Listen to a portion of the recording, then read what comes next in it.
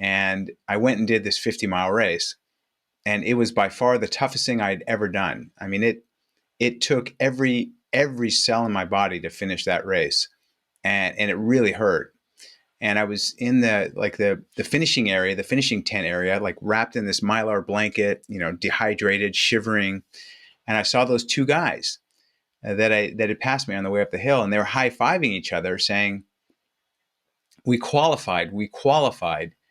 And I thought, for what? The insane asylum? Like, what did you qualify for?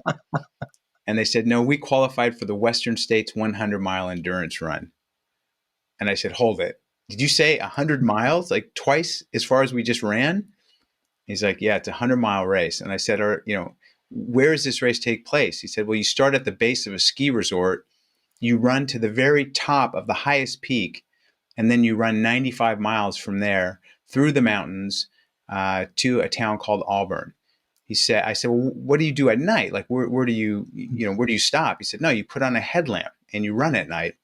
He said, you cross a river in the middle of the night. I said, well, how do you eat? He said, you eat while you run. You do everything as you're moving forward.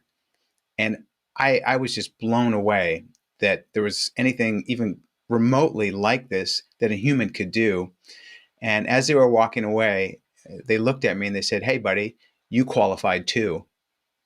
And as they were leaving and they said that to me, as I sat there, I thought, you have to do this race. Like, you will never live down this moment for the rest of your life unless you try this race. You'll always think those guys told you qualified and you didn't try. So I just knew at that point I had to enter the Western States 100-mile endurance run. And the next year I did.